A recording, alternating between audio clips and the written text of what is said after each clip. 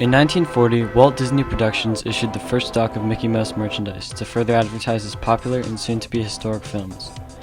These sales helped make Walt money, but he continued to go further in debt until the opening of Disneyland in 1955. Disney merchandise has evolved significantly since then, and in Walt Disney World, the line is blurred between merchandise and experience. 160,000 guests pass through the gates of Disney World every day, many of them leaving with less money in their pocket and an eared hat in their head or a lightsaber in their hand. Today, we're going to find out what makes these people decide to spend their hard-earned money on these products, and the strategies that Disney uses to convince parkgoers to bring a piece of the magic home. We came to Disney World to answer our driving question. How do Disney theme parks create powerful emotional connections with visitors that can shape their memories and perspectives for years to come? Over the course of this video, we will interview vendors, buyers, and staff for their perspectives on how Disney merchandise creates and enhances experiences. So, my first question, since there's only two, is what's the item that sells the most, and why do you think that is? Oh, that's a great question. I'm actually not sure what item sells the most. I do know that we have a lot of popular products here. I know that little kids really enjoy the plushie toys just because they are physical incarnations of their favorite characters.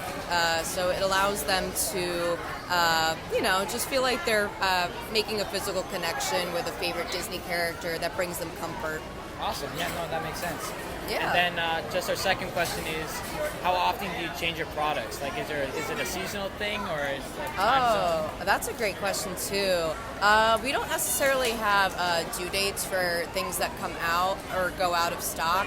Kind of depends on what's popular, how much items people are buying, anything new that headquarters sends us, things like that. Depends on the season as well.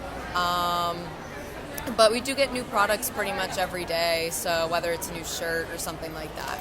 Okay, yeah. So I know that there's a 50th anniversary going on. Does that go until April?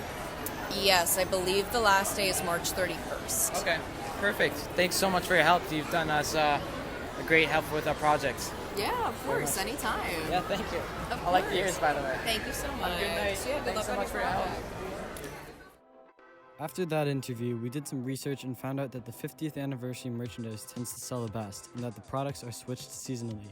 Now, let's see just how much people are willing to spend on these custom items. In Disney, customizable merchandise is very important. Here at Disney Springs, you can design your own t-shirts with a price that ranges between $25 to $40, depending on your size. You can add your name, the name of someone for a gift, your dog's name, along with adding your favorite characters. At Disney Springs, you can also custom make phone cases with your own special quotes or sayings and themed backgrounds from your favorite Disney movies. Customers to the park buy custom merchandise, but Disney also makes limited edition items that you can only get at specific times, like for example the 50th anniversary merchandise that's all over the park this year. As you can tell, it's Walt Disney World's 50th anniversary this year, and to celebrate it, they're selling these limited time ears for absurd prices. But customers still flock to the stores to buy them and take them home and remember to themselves that they managed to snatch one of these before they were gone. Each one of these pins used to range from $10 to $15, but recently Disney raised the minimum price to $12 US.